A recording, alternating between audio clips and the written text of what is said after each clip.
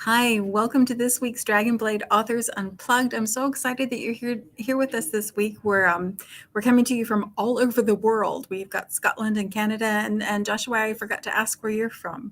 I'm in New York City. In New York City, and then the South in the U.S. I'm in Virginia, so we've got representation all across the globe. Yeah.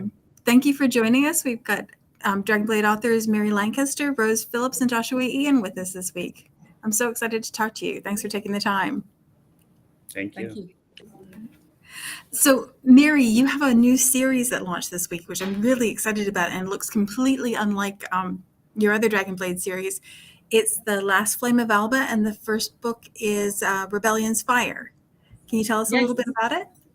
Yeah, well, you're right. It is a bit different from my other Dragonblade books. It's actually one that was, I self-published it before, and Dragonblade have republished it now with a bit more, with prologues and epilogues, and just made it a little bit more.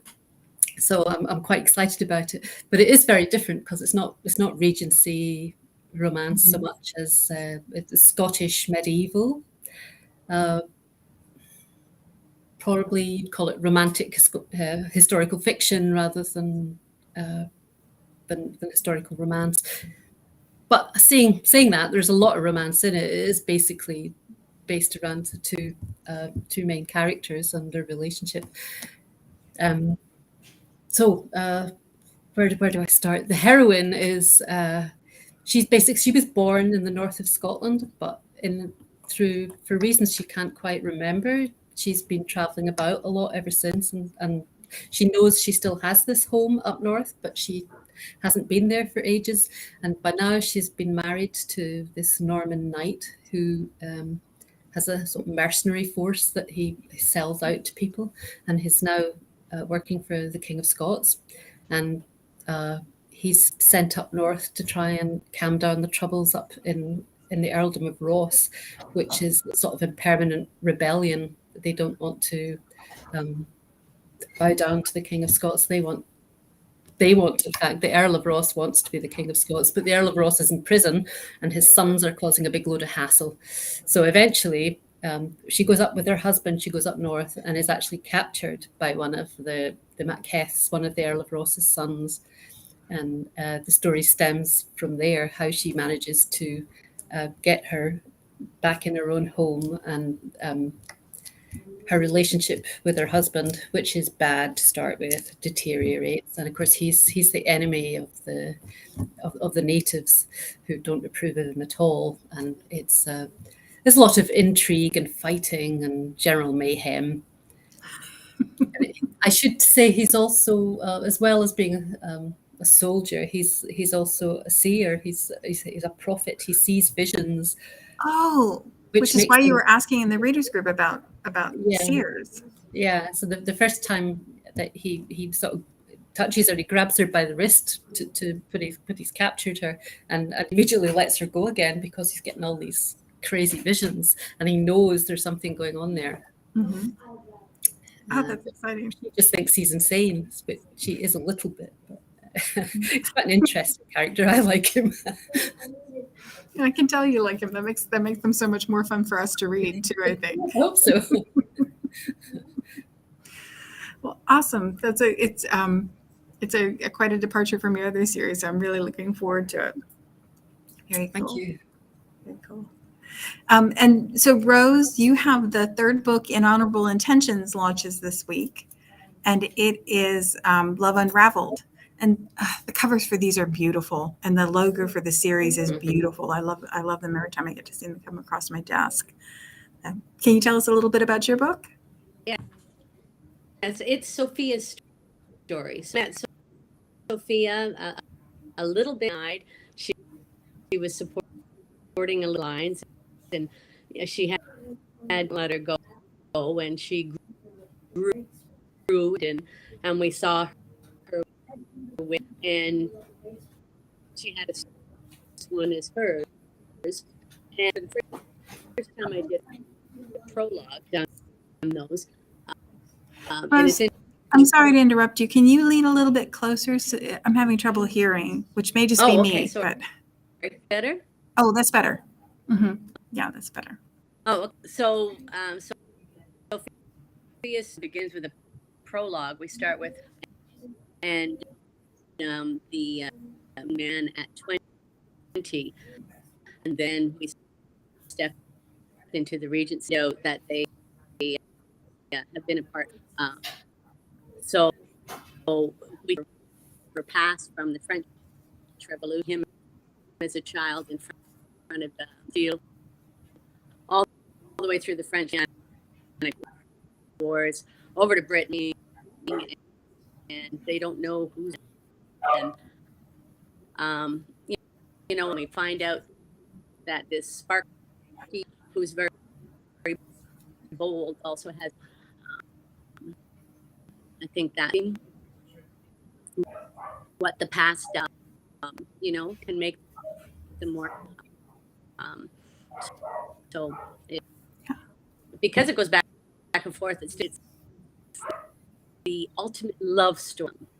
Two people who absolutely and never lost that in the way. And sounds like fun. But yeah. Sounds like fun. Yeah. Somebody has a puppy dog this week. Sorry, it's me again. I've just shut the door. Hold on one moment. Well, Mary goes to wrangle the puppy dog. Joshua, could you tell us about your book? We were really excited about this. Natalie and I have been kind of geeking out about it because we were so excited. It's Catering to Love, and it's the first book in the Departments of Love series, and it's our first book. And we're freakishly excited. So. Oh well, thank you. Yes, it is Catering to Love, and it takes place in a department store in Edwardian England, Edwardian London actually, and so each entry in the series will focus on a different couple that works within different departments within the store. The Hartridge and Costas is the name of the department store, and it's more like they used to call them shopping palaces. I mean, it's the same kind of like a Selfridges or a Hartridge, Fortnum and Mason kind of thing now. So it's a huge city unto itself, really. And so the first book focuses on Chef Henri, who is the head chef in the royal tea room, and a new waiter that starts working in the tea room named Nico. And they develop a relationship and, try to decide if they're going to pursue it in the kind of climate in which they live. And then there's a nefarious aristocrat who tries to muck up their plans and get in the middle of everything. So, because if Mary has mayhem, we have to have a nefarious aristocrat too. Of course. You can't beat them. Best kind to have, right? I'm excited about the romance in your series, but I'm also excited about finding out about the food things. Oh, and, yeah. And the tea sandwiches and everything else. I was like, I loved Elizabeth Rose had a series where she was doing villages, and so you'd learn a little bit about how candle making work or shoe making work, right, or those kind of things. I love those kind of things. So getting to too, and I love like like within cozy mysteries and television shows, you have the little village feel, and I like that in the department store because it is a department store, but there's so many departments and so many things going on. It's kind of a little village unto itself. So I kind of like that kind of interaction as well. Yeah. Yeah. Very cool. Then you get the almost an extra character of the setting as well. Oh, definitely. Yeah. I hope so. Yes. Very cool. So this is the first time, Mary, I was teasing Mary about being old hat at this. This is the first time that we've talked to Joshua and Rose. So I thought it might be kind of nice if we talked a little bit about writing process since we haven't done that before. Joshua, I know we put an interview that you did with us on the Dragonblade website. So if you haven't had a chance to read that, go check it out. If you subscribe to our blog, you would have gotten it in your inbox. But if you haven't, it's featured on the Dragonblade website. It's really easy to find on the main page. And I wondered if you could talk to us a little bit just about what your writing process is, if there's a place that you like to write in particular or rituals that you need to follow. I need to have coffee or something sitting next to me. If I don't have something sitting next to me, I find myself reaching for the empty spot where it ought to be and isn't. So, do you have things that are important to you? Me? Mm-hmm. Am I going first? Oh, okay. Sorry. You're going first, yes. Yeah, I as I mentioned in the interview, I like to write at the public library a lot. I think I've discovered that it's a weird thing, but I need a lot of space, which living in a New York City apartment, you don't really have. So I like to have like my ideal scenario would be a big open desk, with lots of windows and light. And that's what I just feel like it's more conducive to letting my mind kind of work. And so I often go to the public library and sometimes like cafes and stuff around the city, but they're so noisy and busy, and especially now after the COVID era, that's less appealing. But I like Tables are small too. yeah, they are, and they kick you out after a while, unless you're buying things. But I don't really have any other rituals other than you mentioned coffee, and I have to have green tea. I'm a big tea person, so I have to have green tea at hand, and a little bit of chocolate doesn't hurt as well. But I have to have green tea. It kind of keeps me going. My youngest keeps trying to get me to drink matcha, and they yeah. everything to be able to make matcha on their own. And it's like, okay, I'll taste it, but it's really grass. Like it is kind of grass. Really grass. It's very strong though. I think matcha compared to coffee has like the same levels of caffeine, which green tea doesn't have the same kind of thing going on. But it is kind of grassy, yeah. Yeah, and the color and the teeth, and Yeah, you have to get used to it, definitely. I love reading at the library too, though. And actually, I'm at the library now. I came here to try and mitigate some of the technical difficulties that we sometimes have when we record these. But right, yeah, I love being able to be where there. I think when you're out where there are other people, it lets you kind of focus in more because you're not trapped with your own. I agree, yeah. Space. And I think other people being around. I don't know. There's something about just other bodies around, like the energy kind of feeds into, I think, that kind of thing for me, at least. Yeah. Do you ever write longhand, or are you always computer? Do any of you dictate? I don't dictate. You do? Rose does. Sometimes. Do you dictate often, or is it just something you do when you're trying to get out of your head? No, playing with it with the top isn't fan. Can you hear me better? I'm still having trouble with it breaking up a little on bit. top of the I started with the laptop as it conducive, but the microphone for dictation. So yeah, I've started more and more. So I'm hoping accelerated writing. It's hard on my husband, but yeah, the pace is one of the things that's like incredibly alluring about it. But I'm not sure that I can ever get my brain to go the way it needs to. It goes up and down and up and down and up and down, and it works a little bit better when I can see what I'm doing. But, yeah, that's definitely the retraining, making that connection.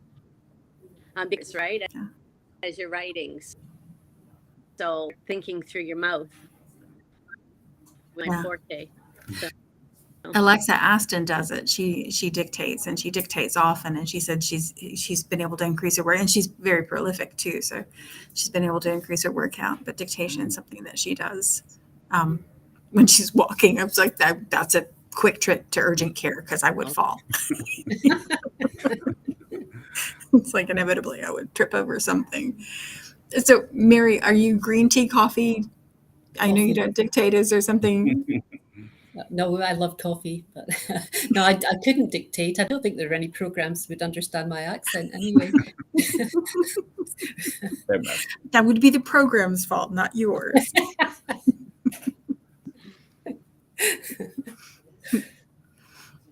So do you work in an office, or do you like to work out in space? Not out in space, just out. That would be interesting. I liked my private space, so yeah. I mean, I used to try work in the living room with the kids running around and when they were small and making a racket and things, and I could just tune out eventually. If they were sort of happy-ish, then I would be happy-ish just typing away. But it's much simpler now because they're all grown up and I can just come up and get away from everybody and just write by myself for the most part. So we have a lot of different eras this time. Joshua, yours is Edwardian, and Rose, is yours Regency? Yeah. And Mary, yours is old. Yes, 12th century. Old. So could Like we talk me. a little? Could we talk a little bit about the research that goes into doing your books? Is there a reason you were drawn to the particular period you write in? I know, Mary, you've jumped time periods on us this time and gone back to what you were writing previously. I've always been a bit of a time jumper. I can never settle on one particular period. I just get really interested in something that happened or in a character, and I just sort of go after it, and then it just follows from there. So I like to jump about a bit. Doing the Regency stuff for so long is quite unusual for me, in fact. So it was nice to get a different. To do something else for a little while, and then now I'm really looking forward to going back to the Regency again, which is nice. Oh, that's a good feeling, like to be able to hit it fresh again when you've been writing that way for a while. Yeah. Did you have to do? I guess since this was a re-release for you, you had done most of the research before you got to this period. Did you have to refresh?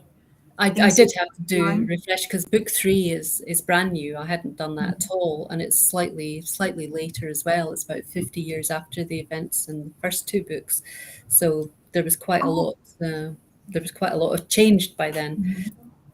So yeah, there was quite a lot of research involved in that. And, old books, new books, and so on, as well as sort of freshening up on the old, the basic things, so sort of houses they lived in and what animals there were around and things. It's stuff you take for granted that's not necessary. That's some of my favorite stuff, is figuring out how stuff works, and I love it when you can trust an author to get that part right, so that you can count on, like, this is the way it was. Great. Yeah. It always impresses me when people can do that. Yeah. Joshua, did you have to research into your department store to figure out what things were like? Is there something that you had to do to get ready to write your book? Oh yeah, I did a lot of research. I mean, I like the Edwardian period, and I'm a fan of writing and other media from that time period. But I had to do a lot of research, and there's a lot of things we take for granted. I mean, we think we know department stores because we have them, and it seems like a modern thing, but things obviously were quite different at the time. And my department store is kind of takes a cue from Selfridge, which Selfridge was brand new at the time, and it was an innovative store. So it was doing a lot of brand new things that we don't do anymore, but things that were brand new at the time. So yeah, I did quite a bit of research on all those things. Is there something that you came across?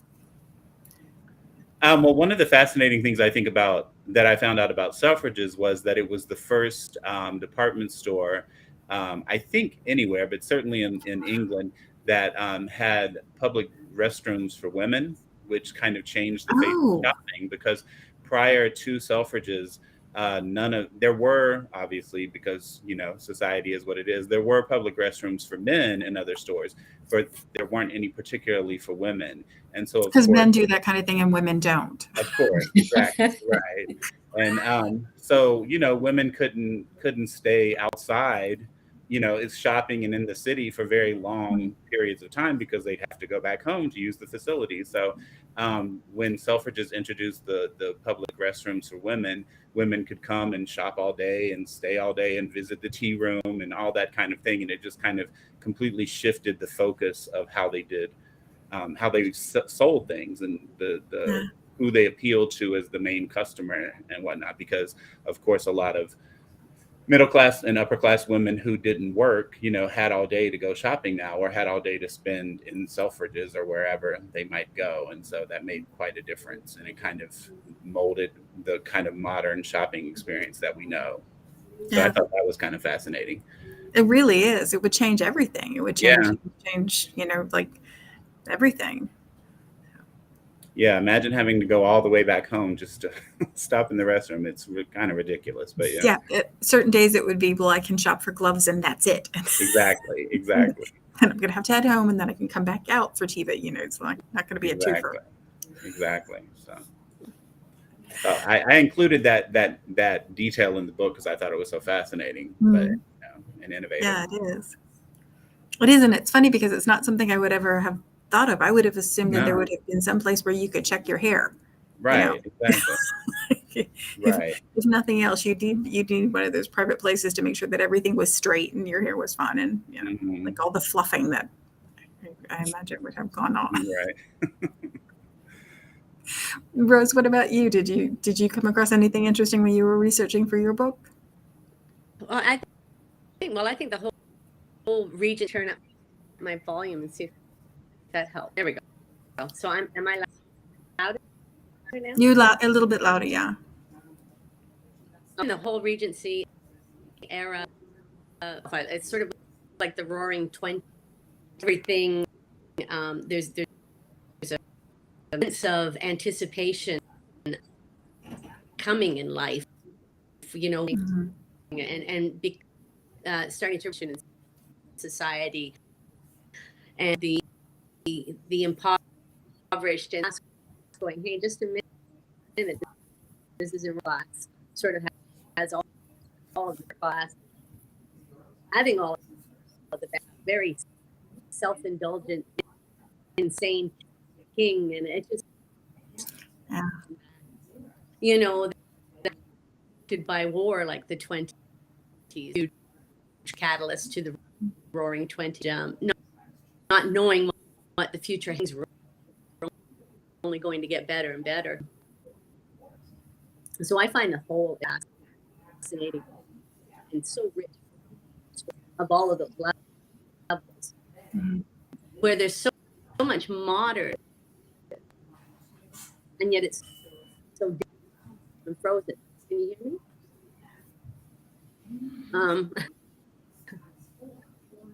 I'm not sure.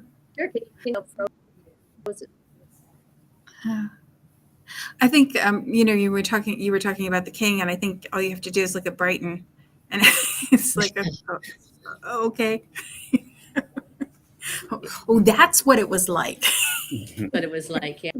I was watching the BBC special on Brighton, and they started with Xanadu, with the was like a 70s or 80s song. Xanadu is the theme song leading into the documentary about Brighton. I was like, oh yeah, well, that makes sense, I guess. So, very cool. So there are more books in all of your series to come, aren't there? I know, Joshua, you have a bunch left, and Mary, it's your first one. Rose, do you have another one after this one? No, there's another one, and several who have already asked me if there was going. I've moved on to another series, backtrack. So we'll see. It happens. The brain wants what the brain wants. Yeah. Exactly. I think for the readers, it's what the heart wants, but I think for the writers, it's the brain wants what the brain wants. Yeah. To come back to it fresh. Joshua, we're going to get to go to the rest of the department store with you through the series. What's the next book? The next book is called Fitted to Love, and so that's dealing with the I guess what we would call now menswear and ladies wear, men's accessories and women's accessories specifically. Like hats and belts and gloves and all that. But not like, are you being served? Well, I wish. I would love a Mr. Humphreys character. Not specifically like that, but yeah. This is also, just before the dawn of ready-to-wear clothing, like off the rack. So I'm kind of moving into that a little bit too, and giving a nod to like Lady Duff and those people who kind of started the ready-to-wear movement and introduced things like fashion shows and that kind of thing.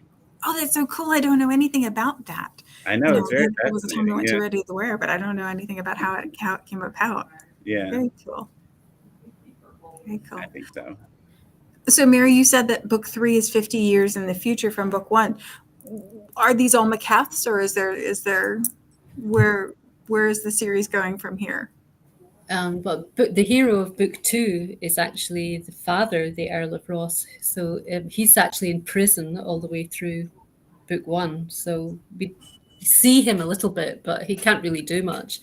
But I don't want to spoil the story too much. But he is the hero of the second book, and that all takes place in a fairly short space of time after the first one, and then it moves on 50 years. So Malcolm the Earl is dead, and it's his grandson. I'm getting confused here now myself. His grandson is now the Earl, and he's a very different kind of a character, and there's more trouble comes into it. And the hero of that story is actually an enemy of the Macbeths. Oh, But the heroine is a Macbeth. oh, so we get Romeo and Juliet, but without the sad ending. Mm-hmm. Well, not too sad, I hope. Wait. It's a romance. There's one promise we make. Oh, yeah, you got to There's have one promise we make. That's the only promise we make. That there will be an emotionally satisfying resolution when we get to the end. It's either going to be happily ever after or happy for now. But none of this Nicholas Sparks. She's going to run into a log truck stuff. We are guaranteed. No, I tried to do that once. I tried to kill off in fact, I've tried twice to kill off my heroes, and I can't do it. I have to go back and change it. Well, we can kill all kinds of other people, but those two people need to make it through to the end. Yeah, it's obligatory. So are any of you participating? And we've got Midnight Requiem, I think, is the next Dragonblade anthology that's coming up at the end of October. I'm getting excited about pumpkin spice kind of stuff because it's not fall yet. I'm in the South and it's still pretty warm, but you can kind of see that it might possibly one day get to be fall from here. Mm-hmm. kind of a pumpkin spice. Good Lord. So are any of you in the Halloween anthology? Yep, I've got one in there. Yep. So you have a ghost story coming for us at the end? Yes, I have a ghost story called I've forgotten, Ghostly Lover. That's what it's called. It's cannot tell you how much I love it when the authors forget the titles of their own books, because it gives me this huge pass. Titles, main characters, I'll forget them all. Eye color, this is what editors are for. So that one's coming out the week before Halloween. So Yeah, if you are looking for a pumpkin spice fix as well, this would be a great time to get it. Dragonblade books are the very best deal if you get them pre-order period and release, because they're 99 cents. Or you can read them with your Kindle Unlimited subscription, which is also a really good deal right now. So I'm really looking forward to that one. That's how I got into romance, was through Gothic romance. So that's exciting to me. I'm looking forward to that collection. Yeah. I think Chastity Bolin like spreading that kind of Gothic romance too. Mm-hmm. So Yeah, she's very good. Kind of the dark side as well. So there you go. Well, I really appreciate you all taking the time to be here from all over the place and taking the time to talk to us. It was great to have a chance to talk to everybody and to learn more about your books. I'll make sure I put the links to all the books in the comments of the recording so that you can find them if you haven't gotten them yet. So you have plenty of things to read over the weekend. Thanks so much for taking the time to talk to us, guys. I really appreciate it. Thank you. Thank you. Thanks. We'll be back here at the same time next week.